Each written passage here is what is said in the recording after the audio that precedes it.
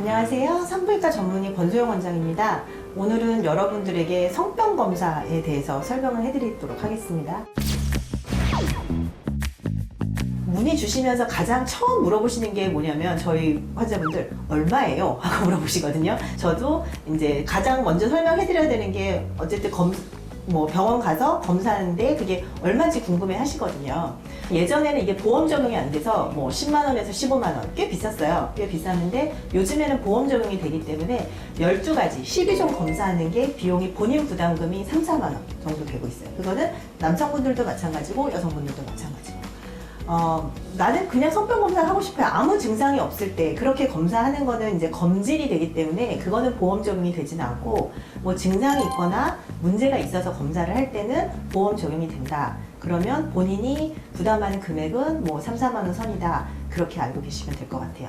물론 그 이외에 뭐가 양성이 나오면 그때는 치료 받으셔야 되고 그러는 게 따르겠죠.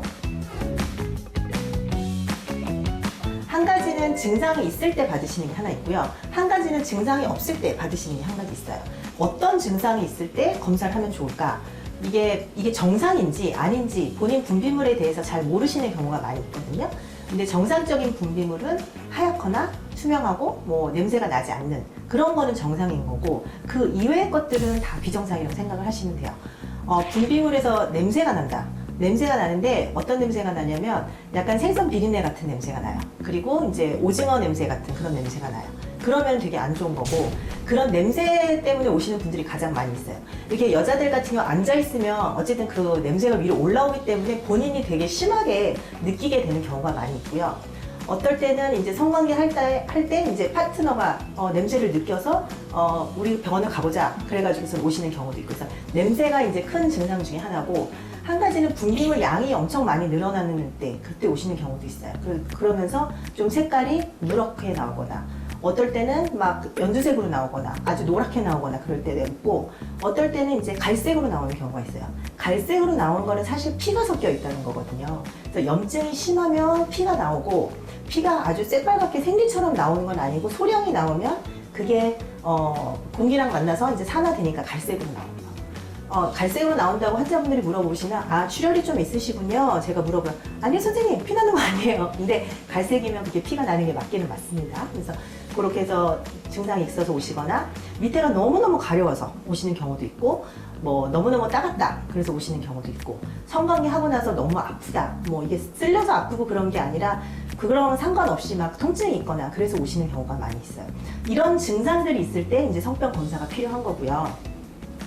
또 한 가지는 이제 증상이 없더라도 검사를 하셔야 되는 경우예요. 내가 임신 준비를 하고 있다. 아니면 이제 임신 준비를 해서 이제 임신을 하려고 하는데 잘 안 된다. 그래서 이제 불임 검사, 난임 검사할 때 그럴 때도 이제 기본적인 검사로 하게 된다고 생각하시면 되고요. 또 한 가지는 이제 기분 나빠서 병원에 오시는 경우 중에 하나인데 남자친구가 성병에 걸렸다고 얘기를 했다. 그러면 이제 화가 나서 오셔죠. 그래서 이제 파트너가 어쨌든 간에 병이 있으면 나도 검사를 받아봐야 되니까 그런 경우에 검사를 하시는 거고 내가 다수의 파트너와 관계가 있다.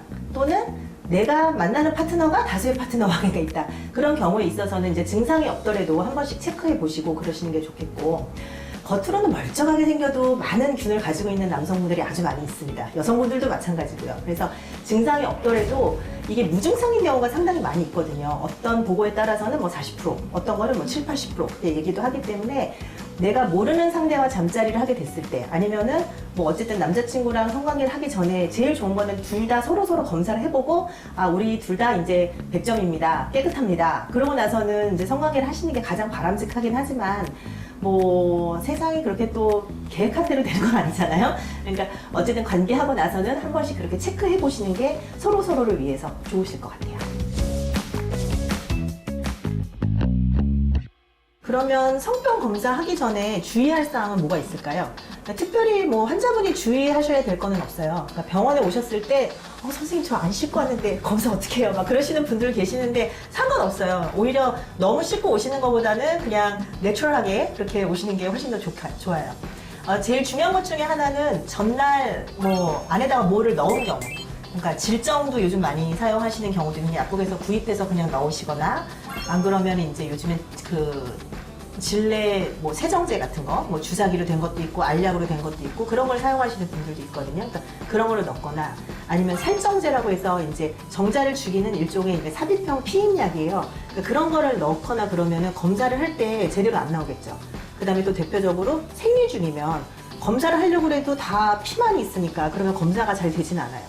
요즘에 나와 있는 검사가 되게 예민해서 균이 정말 조금만 있어도 그걸 이렇게 증폭해서 검사를 하는 검사이기 때문에 뭐 생리 중에도 검사하는 게 불가능한 건 아니지만 아무래도 정확도가 떨어질 수 있으니까 이왕이면은 그런 게 없는 상황에서 병원에 오셔서 검사를 하시는 게 좋아요.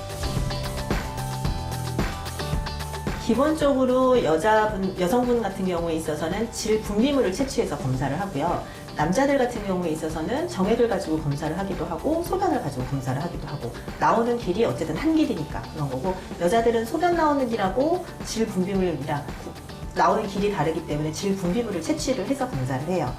검사할 때 사용하는 거는 일단은 질병이라는 기구를 사용을 하는데요. 그래서 이런 기구가 들어가서 질 안쪽에서 약간 좀 벌려줘서 안쪽에 있는 분비물을 보면서 그거를 채취를 하게 되는 거고요.